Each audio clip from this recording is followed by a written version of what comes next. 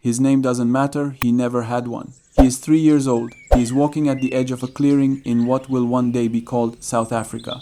The grass is tall, the sky is open, and somewhere above him something is watching. He never hears it coming. The skull of this child, catalogued as the Taung child, was found in 1924 with talon marks punched into the bottom of its eye sockets. The marks match precisely the pattern left by a modern crowned eagle when it kills a monkey.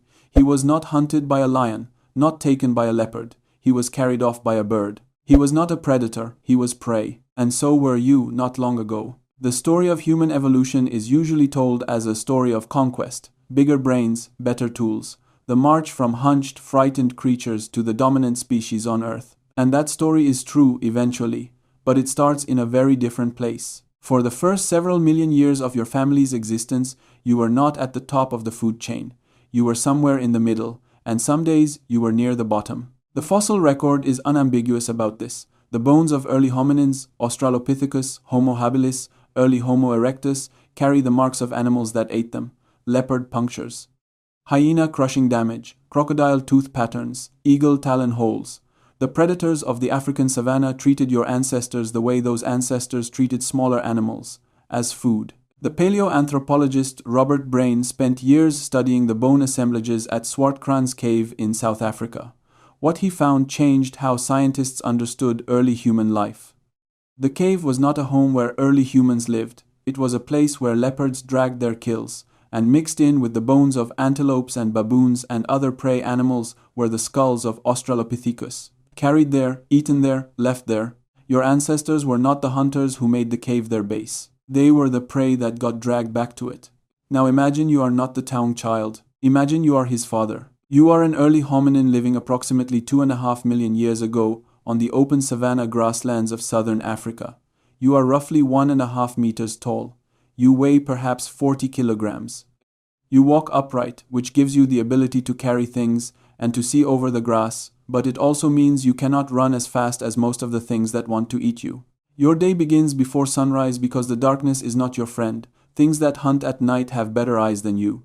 You have stayed close to the group through the dark hours, the warmth of other bodies your only real protection, because a solitary hominin in the dark African night is not a survivor.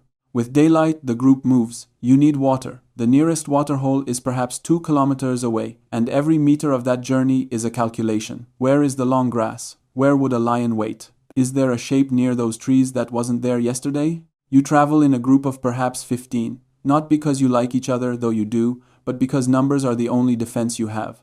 A single leopard will take one of you if it must. It will not take on 15. At the waterhole you drink quickly. Everyone drinks quickly. The waterhole is where the crocodiles are, where the lions come.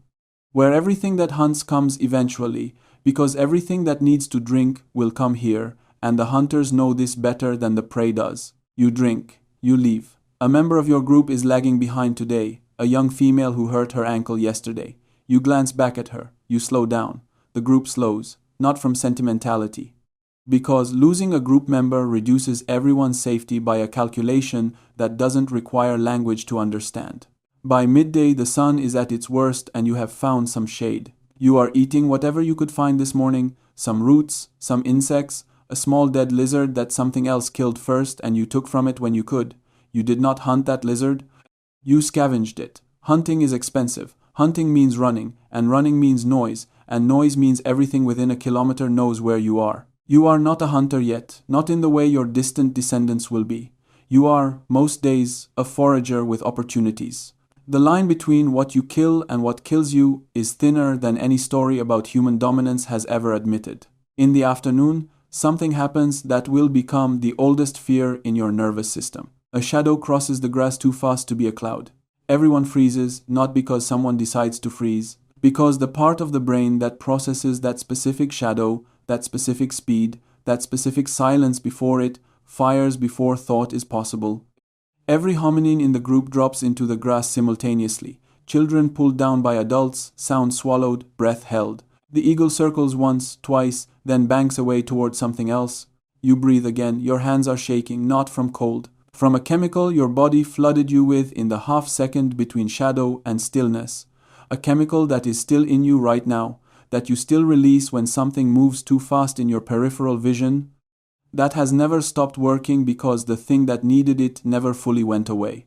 The rest of the afternoon is quiet. You move again when the shadow is gone. You find a sleeping area before dark, a place with rock at your back and open ground in front, where you can see what's coming and where what's coming cannot circle behind you. You check on the injured female again. She is moving better. Good. Her survival is not separate from yours. Night falls. The group huddles. Somewhere in the darkness, something makes a sound that is not a sound you recognize, and for a long moment, nobody breathes. Morning comes again. You are still here. This is not a heroic story. There is nothing triumphant about it yet.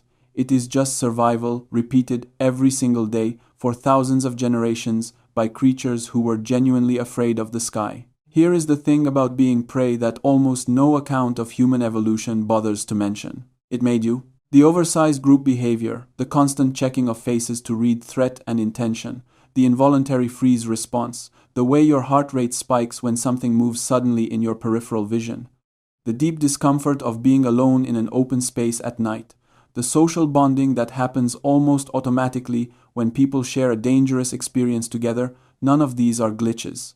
None of these are leftovers from a cruder time that your modern brain is trying to overcome. They are the tools your ancestors built when the primary challenge of being human was not other humans, not scarcity of food, not disease or cold or distance. It was the animal that was watching you right now from somewhere you couldn't see. The researcher Lynn Isbell spent years arguing that the human visual system, with its extraordinary ability to detect specific shapes and movement patterns, was shaped not by the need to see fruit in trees or to track prey across a savanna. It was shaped by snakes, by the need to see, in a fraction of a second, a pattern in the grass that was slightly wrong. That had scales, that was moving in the specific way that meant you had about 1 second to act. Fear, she argued, is not a malfunction of the modern mind. Fear is the tuition paid over millions of years for staying alive long enough to pass those genes forward. The question that should haunt you is this: when did it change? When did your ancestors stop being prey? The honest answer is gradually and never completely. Fire was the first real shift.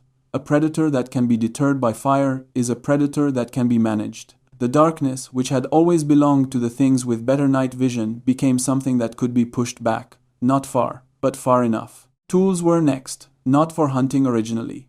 The earliest stone tools show evidence of being used primarily for processing carcasses, scraping meat from bones, cracking bones for marrow.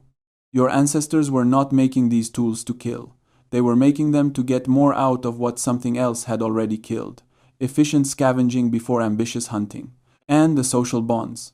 The group that stayed together, that learned to read each other's fear signals without words, that could coordinate a response to a predator faster than any individual could react alone. That group was the group that survived long enough to have descendants. Everything that makes you human, the language, the cooperation, the ability to plan for a future you cannot yet see, has its roots not in the story of a predator ruling its domain.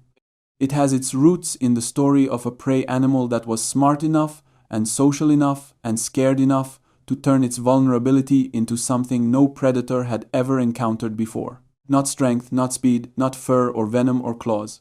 A network of minds that could share fear, coordinate action, and remember what worked. The shadow still crosses the grass sometimes in the deepest part of your nervous system, in the dream that wakes you at 3 in the morning for no reason you can name. That shadow was real once, and the reason you're still here is that something very much like you, millions of years ago, looked up and saw it, and survived anyway.